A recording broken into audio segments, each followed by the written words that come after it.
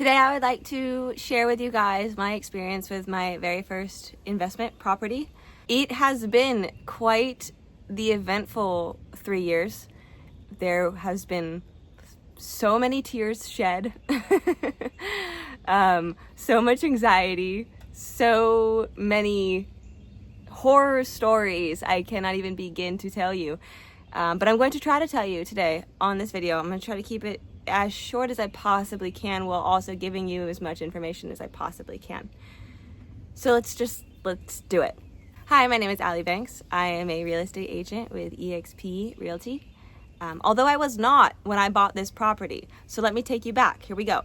So it was the very end of 2021. We actually technically closed in 2022, in January of 2022, but I went through the home buying process at the very end of 2021.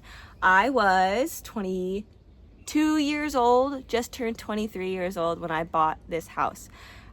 It was not an investment property at all. I had just moved back home. I was living with my parents again. I hated living with my parents. I was working for the movie business, so I was making stupid money for a 20-something-year-old, and I just wanted to get out of my parents' house. So I bought a house.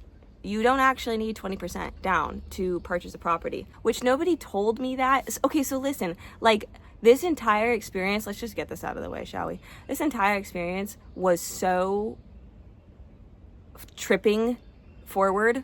Like I was just stumbling through this thing. Like I would love to take credit and you know, like congratulate my brilliant brain on pulling this shit off, but let me tell you, I wasn't really a factor. I didn't really do that much. Like I was really I fell into it. It was so many lucky shots, and it all came together to turn into this like first property I ever bought, turned into first rental property I ever managed, turned into first listing as a real estate agent, turned into first sale as an agent. So it was not a whole lot of purposefulness, if you get what I'm saying. Let me explain. So I bought the house. With $12,000 saved. That's how much money I had saved to buy a house. And I was like, okay, yeah, let's just do it. It wasn't even close to 20%. But you can do that. So pro tip number 1, you can purchase a house without having 20% down. You can get a conventional 30-year fixed rate mortgage without putting 20% down. What happens is, instead of the 20%, they tack on this additional fee called PMI. It's private mortgage insurance. And that wraps right into your mortgage payment. And it's just this extra fee that you pay until you hit what would have been 20% down. So once you pay in, that's my rooster.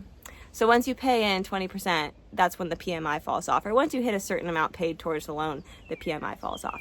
But so you know, you can buy a house without 20% down. So then I lived in my adorable little house, my little dollhouse, for about 8 months, maybe 8 to 10 months, before the boyfriend that I was with, me and him got more serious, and we needed a bigger house because he had 2 children, and we only had 1 additional bedroom, so the kids were getting older. We didn't have enough room, so we ended up upgrading to a bigger house. So when we moved in together, instead of selling my house, because I didn't want to sell it yet, because I hadn't owned it for long enough to actually make a profit on it, I decided to rent it. Okay, so listen. This was the longest stint of the experience, was owning a rental property, an investment property. So many lessons I have learned through this process. So back when I first rented the house out, this house is located in East Point in Atlanta, Georgia. Tyler Perry Studios is also in East Point. It was about 5 minutes away from the house. Me and my boyfriend both worked in the movie business, so we knew plenty of people who were coming out from LA that needed a place to stay while they worked out here in Atlanta. So we knew that we could rent it to studio people if we wanted to. So the first person that I rented it to was a friend of his, and that started off all fine and dandy. lesson number one, don't rent to friends, because it did not end all fine and dandy. And that friendship is lost. It is shattered into a million pieces. It is not salvageable because of the experience that we had with him as a renter. It turned into exactly what any adult would have foreseen it turning into. It turned into him, you know, paying his rent late, or not paying it at all, or paying half of it, and, you know, cops being called to the property, a crazy girlfriend moving in with him. We ended up in the middle of like domestic disputes between him and this chick. It was weird. It was fucking weird. Like, this is not how you professionally manage a rental property, not by any means. But keep in mind too, I don't believe I had my real estate license yet. So this was just me trying to do it myself. So I didn't have any legal like contracts set up. I had no protection for myself and my business. I had no way of getting the money, whether or not he wanted to pay it. I had no way of, like, I didn't know how to evict him. I didn't know how to do any of those things. And he was a friend. So how do you do that to a friend? So it just turned into the shittiest situation ever. And that was experience number one. So then experience number two, you'd think I would have learned my lesson. No. Experience number two was another friend of his. This guy was coming out from LA to work. He seemed to have been a lot more reliable in paying his rent, because it seemed like he would be able to afford it, being from LA, working in Georgia. They get housing and per diem. They get so much extra money coming from LA to Georgia. Come to find out, this dude was a raging alcoholic and didn't have any money, had none money. And that turned into basically the same thing that it was with the first tenant. It turned into like no rent payments or half rent payments, or, you know, not responding for days at a time, and just a whole lot of bullshit that you don't really want to deal with. Like, I'm paying your rent, you know, like that's what it turned into. I was paying these renters rent because it was my house, because the responsibility falls to me. The mortgage is in my name. If they're not paying their rent, I have to pay it. So that was another disaster. That dude, insane story, like got into a motorcycle accident, almost died. His family called me and I had to work with them to get his stuff out of the house because we thought that he was dying, and it was insane. And then they moved him back to California. They got all his stuff out of the house, so that was good. But I never saw any of my money. You know, I just was out a tenant. So that was insane. That time I did have some contracts actually drawn up. So I actually had a rental agreement for this one, and that was good. And I was keeping track of the payments. So I learned a few lessons from the first one that I applied to the second one, but still it wasn't enough to actually guarantee me any protections. And with that one too, it was a desperation move, because that other guy had just moved out and I couldn't afford to pay the mortgage on that house and also help my boyfriend, my fiance now, with this house. So I just needed somebody in the house ASAP. And this was the first guy who wanted to move in, and I was like, okay, let's just do it. I did have my license at this point, and I wanted to do it the legitimate way, as an agent would have done it, you know, prospecting for a tenant. But it was just so easy. Like, Adam came home and was like, this guy wants to move in. And I was like, okay, let's just do it, you know? Don't make any moves out of desperation. Don't do that. Like, you have to definitely have a backup plan. Like, I think the biggest thing that I wish I had done was, I was making such good money, you would have thought that I would have, you know, had an account to the side for emergencies when it came to this rental property. I didn't know that was something, I didn't know. So I would definitely, if I could go back, I would have been putting money into a separate savings account for exactly this problem. If the tenant wasn't going to pay their rent, at least I knew that there was money there that wasn't going to make me, you know, so that I could cover it. So then this takes me to my third and final tenant. Dear Lord, if this was not the worst of all of it. This fucking girl. Okay. So at this point, I am a real estate agent, full-blown real estate agent, doing it, living it, loving it. I have contracts. I have a background check website. you know. I posted the rental on the MLS. It was on Zillow. So I had like people messaging me on Zillow asking if they could rent the property, you know. So this chick messages me and she wants to rent the property. I'm like, okay, great. It's like, so fill this out. I have her do the background check. I was still desperate though. I was still desperate to get a tenant in there because I was paying 2 mortgages at this time and I could not afford that. So I have her do the background check, but she tells me, oh, it's not working. I can't, it's, you know, it's not letting me sign in. She was having problems with the website. And my dumb ass, like this is the third. This is fool me once, shame on you, fool me twice, shame on me, fool me 3 fucking times, you're an idiot. Like, that's me. So she's telling me she's having problems with this website. And I was like, what do you do for work? Okay. Do you have any dependents? Okay. Have you ever been arrested? Okay. And naturally, this bitch is probably lying to me about every single fucking thing that I'm asking her. And so that's how I choose to vet her. I just ask her, and then I just trust her. And that was the biggest mistake I've ever made in my entire fucking life.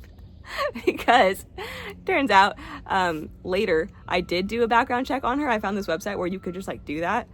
This bitch has been arrested so many times, kicked out of houses that she was renting so many times. Whatever. Okay, but that was later. So at this point, she's telling me she's a trustworthy individual. I actually met her at the house so she could walk through it. She seemed totally cool. She had a daughter. She had a good job. We got along great, you know, whatever. So she moves in. She pays me first, last security. I'm thinking everything's good. First month, doesn't have the money. Okay, well, we're still getting into the swing of things. Like, no worries. Like, this is your due date. You need to pay on this date. Oh, I thought it was going to be the 15th. Like, work has been weird with, they're changing the way that they pay us. They used to pay us bi-weekly. Now they're going to be paying us, I don't know. I don't remember her bullshit excuses. They were all fucking lies. Hindsight, 2020. But it turned into this thing, and it was like 4 months. I want to say it was like 4 or 5 months that she lived in the house, and she did not pay not one of those months. And so I'm trying to, so this time I'm like, I'm going to evict this fucking girl. I have her contract. I have her signatures on everything. I have the payment receipts of first, last security and nothing else. You know, like I have everything that I need to evict this girl. So I do the thing where you post the eviction, and I notify her that she's getting evicted, and she's like gaslighting me. She's acting like I'm fucking crazy. It was insane. Okay, whatever. So anyways, I'm going through the eviction process. This girl up and disappears, leaves everything in the, actually, let me correct. She texts me one night. She says, my mom died. I'm moving back to Missouri tomorrow. I was like, you're moving back to Missouri tomorrow? I was like, when are you going to pay your rent for the last 4 fucking months? You're moving back to Missouri tomorrow? How are you going to do that? She ghosts me. I don't get any more texts from her ever, forever. I go to the house the next morning. Sure as shit, she's gone. We go over there, me and my parents and my Adam, my love. The fucking, like, all of her shit is still in the kitchen. There's, like, dryer sheets on the floor. There's dirt and trash and just shit everywhere. Like, this house is completely lived in by a really sloppy asshole. Like, that's what this house looks like. She destroyed my fucking house. The walls were, like, disgusting. She had broken, like, pieces of the blinds off. She broke the toilet seat. Her daughter left, like, little, like, lipstick kiss marks all over the door. The house was a disaster. It was a complete fucking disaster, and I was destroyed over it. I was so upset. The amount of work that I had in front of me to repair this house, and I'm like looking at this house, walking through it, and I'm like, there is no way in fuck I couldn't do it again. And I was just so heartbroken and so defeated. It was terrible. So then I'm thinking, like, okay, maybe I need to hire a property manager. Maybe I should do that. Which brings me to 2 very important lessons. So when I started going down the path of let me find a property manager, first thing I discovered is they're actually not as expensive as you might assume. They're a very good idea. Pro tip, if I was going to advise anybody on anything related to real estate investing and rental properties, it would be to hire a property manager. Do not try to do it yourself. Why wouldn't you hire somebody who literally deals with this shit for a living? I mean, like, you can totally learn things. You can learn how to do things. And maybe eventually at some point down the line, I will learn how to be a property manager. But why would I? There's also that part. Why would I want to? Why would I want to deal with all of the bullshit that comes with tenants and all of the bullshit that comes with renting a property? There's a lot of bullshit that comes with it. Not necessarily, and it's nothing against like renters or anything like that, but it's just the paperwork. Do you know all the paperwork that you need to like successfully manage a rental property? Or once you do get a tenant in there, you know, how are you going to ensure that they have insurance? And how are you going to vet them? Are you going to run background checks? Like, how are you going to do that part? How are you going to collect payments? Do you have a separate account that you're going to put the payments in so you can keep track of them?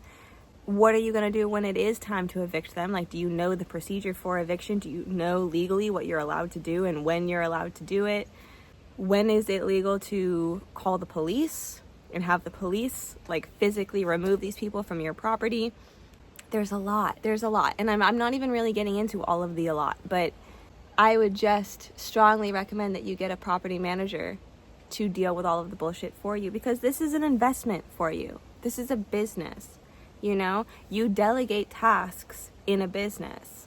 And so the management of the property should be delegated to a manager, not to the business owner. Makes sense? That was a huge lesson. That was an enormous lesson for me. The other thing that came with trying to find a property manager, knowing your market is crucial, and being aware of your market and staying up to date with what's happening in your market area is critical. Because what happened was that at one point in this specific area, Tyler Perry Studios was popping, and there was a ton of money to be made in East Point. There was a ton of people moving to East Point.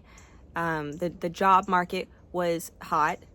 New businesses were popping up all over the place.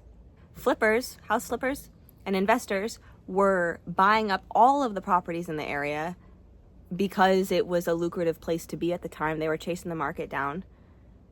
So when I bought the house, also the interest rates at the end of 2021 were fucking, I think I had like a 3% interest rate. So the market was hot when I bought the house, and it continued to be hot while I was renting the house up until this point. So when that last chick moved out was the same time that the world fell apart. That was the same time, well, that my teeny tiny little fucking micro world fell apart, because the movie business went on strike, the writers went on strike, and that caused everybody to lose their jobs because movies weren't happening until the writers were no longer striking. That was like 270,000 people out of work for almost a year during this last writer's strike in 2023. At the same time, AI popped onto the scene as far as movies were concerned, and now there's this platform called Soros, I think, that literally you can like type what you want your movie to be, and then it'll generate a fucking movie for you. It's crazy. Like, it's gonna put everybody out of business. The movie industry is dying. Furthermore, if they're not using AI, they're going overseas to cheaper countries that will produce movies at a far lower cost because they're not unionized. Our workers in the United States for movies are all in unions, and therefore we're a lot more expensive. So the whole movie business is moving out of the United States. AI is taking over. The interest rates have shot up significantly, so nobody's buying properties, nobody's moving, everybody's staying where they are. Inflation is ridiculous. So once again, no one's moving. They're staying where they are. They're affording what they can afford, and they're just barely making it through. This was all what was happening at this time. And right above East Point is a different neighborhood area, city, if you will. The cities inside of Atlanta, they're strange. Like, the neighborhoods inside of Atlanta are like little mini cities, and they all have their own little personalities. It's very interesting. But so the little personality right above East Point, the West End, was coming up all of a sudden. And so that whole area was getting built up. And so all of the business was moving up. All of the businesses in East Point were shutting down. It didn't work. 2023 fucked everybody up. And business was moving elsewhere. So East Point, it's like the gold rush. East Point was wasteland, ghost town, get out now kind of thing.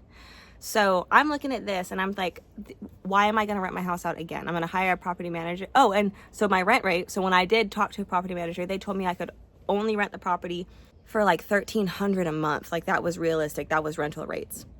My mortgage was $1,600 a month. Why am I going to rent the house out for less than what I pay on the mortgage? So I have to pay for this house and not even live in it? That's not an investment. Now I'm upside down in this house. So I'm like, no. It's time to go. So that's when I decided to sell the house. Luckily at this point I am a real estate agent and I have a couple tricks up my sleeve, right? So one thing that I want to put all of you onto, because I doubt you ever heard of it, there's list price and there's sales price. I know you know that. However, when doing comparative market analysis, which is what real estate agents are supposed to do for their clients when they're going to list their property for them. You're supposed to do a comparative market analysis. So you look at properties within the area very close by, like within like a quarter mile to a half mile radius. And you look at properties that have sold within the last like 3 to 6 months or less if you can. So when I was trying to do the comparative market analysis for my house, I looked at the properties that had recently sold and the ones that were currently on the market. You don't want to just look at solds, you want to look at actives as well, because you want to see what everyone else is doing right now to try to time the market, catch the market, whatever. And what I kept seeing was that the sold houses, their list price was like almost exactly, consistently $15,000 higher than their sold price, meaning they listed their house for blah blah blah and they sold it for $15,000 less. So that was interesting on the sold side. On the active side, I was seeing that about every 2 weeks the agents and the sellers were dropping their price by $5,000. So I would see a house for like $250 and then 2 weeks later it'd be down to $245. And then 2 weeks later it was down to $240. And that was happening to like, there was like 5 houses for sale in the little neighborhood. And all of them were doing that. All of them were dropping $5,000 every 2 weeks. And then the solds that had just sold recently sold for $15,000 less than what they originally listed for. So with all of this in mind, I need to list my house for $15,000 higher than what I want to sell it for. And then every 2 weeks, if it's still not sold, I'm going to drop the price down $5,000. That's my plan, right? Now I got to figure out how much I'm going to list it for. I had only owned the property for 2.5 or 3 years, so I knew it didn't really appreciate that much, but it was enough that I wasn't going to end up upside down if I played my cards right. And so here's pro tips number 2 and 3. Professional photographer and stage. Stage the house. Hire a professional photographer. Promise. Because I wanted to sell the house for $300,000. If I could sell it for $300,000, I could get out from underneath it without suffering a loss. If I could hit $300,000, I could get out like successfully. So I was about to list it for $315,000, right? Because of my plan. But this house, in the shape that it was in, it was not going to sell for $315,000 or $300,000 or even $275,000. It wasn't there at all. So I need to sell it fast because I'm running out of money and I cannot afford this mortgage, right? And I'm not trying to spend more money than what I'm already into this house with. Lucky shot for me, number like 576. The lady who owned the house before I did had already installed a new water heater. So the water heater was like 4 years old. She had to replace the roof because a tree fell on it. So I had a new roof. All new appliances, new LVP floors, new exterior paint on the outside. The only thing that was old and outdated was the HVAC system. So I didn't have any major like renovations to do other than paint, some bathroom fixtures. We built a porch on the front because it was just like this stupid There was these weird like cobblestone steps in the front that were not up to code. So we busted those out and just put a front porch on it instead. And it was adorable. And I painted it because I'm a painter. And me and my mom painted the entire interior of the house. We recaulked everything. We cleaned the shit out of it. We installed a new sink. We installed new not faucets, shower heads. New shower heads. Patched the holes in the walls from the terrible tenants that I had. And then we staged it. So bare minimum, I did curtains, a couple little countertop things for the kitchen, some bedding, 2 beds, one for the one room, one for the other room, towels for the bathroom, shower curtains for the bathrooms, a coffee table, a couch, a bookshelf, a rug, some doormats, and just like a couple other little things. Listen, 90% of it I just took from my house and from my mom's house. I was like, let me borrow this shit for like a month while I list this house. So I took it all for free from various locations, and anything that I didn't have, I ordered it on Amazon and then I returned it. I returned all of it after I sold the house, after I no longer needed the house staged. So that's how you stage for free. There's ways to do it without hiring an actual stager. And we did not hire a stager. We fucking winged it, me and my mom. And while it was staged, I hired a professional real estate photographer that I had met at one of my networking events as an agent, and they were beautiful. And those photos combined with the staging in the house took that property from a shitty little 275, I gotta get rid of this fucking thing, to a $315,000 house. Hands down, no questions asked. Okay, it was gorgeous. We did some landscaping outside too, cut down a bunch of bushes, all of this for free with manual labor and family. Oh, and so this is another thing I did, pro tip number whatever. Get a pre-inspection done so you know what the inspectors are gonna have to say about your property, so you know what's gonna come up in the negotiations once you do find a buyer. So I had a pre-inspection done, and I had the inspector tell me, like, go hard on me and tell me everything that's wrong with this house so I can fix it. And there was like a few things, like termite bond. Like I needed to spray for termite. I needed to deal with potential termites in the crawl space. Had to do that. Had to get new vapor guard in the crawl space. There was like I needed like some little thing for the water heater. I don't know. It's like a device that lets you know if it's like leaking or something. I don't even know what it was. But he was like, buy this. He sent me an Amazon link. I was like, done. The windows, make sure the windows all open and close because that's like a fire hazard or something. I was like, okay, did that. Bunch of easy little bullshit things. And I knew that the HVAC system was gonna fuck me because it was like 23 years old. So I was like, they're gonna ask for money towards the HVAC system, and I'm fully prepared for that. I'm not replacing the HVAC system. Why am I gonna spend thousands of dollars on a new HVAC system? No, because you already know people's mentality is they're trying to get the most bang for their buck, and they're always going to lowball you. They're always going to ask for everything. They're always going to ask, and you should, as a buyer, you should. But I'm saying, expect that as a seller too. No, like as in the market that I was in, it was far too competitive. Sellers were not at an advantage. So I needed to know that all of my systems were at least in good enough condition to sell. I needed to know that they were going to pass inspection to offset whatever was going to come my way from a buyer. They weren't going to offer $315. No way. No one was going to offer $315 because everybody wants to get a deal, wants to feel like they're getting a deal. So if they see a house listed for $315, they're going to offer $310 or $305 or even $300. And based on the market I was in, that's exactly what happened. I listed it for $315.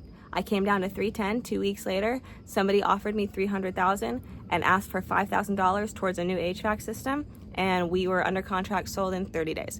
I got that house sold, I want to say 30 days on market and then 30-day escrow. So within 60 days, I sold the house.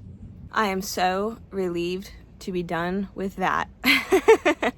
Oh my God, so relieved. I made it clear that I was not moving on the price. So like after their inspection, nothing came back that was serious. You know, they found out about the HVAC system. I said, I know about the HVAC system. Actually, I gave them a referral for an HVAC technician that would do it for like the cheapest price they were ever going to find, and they loved me for that. And so I found that just being very honest served me very well.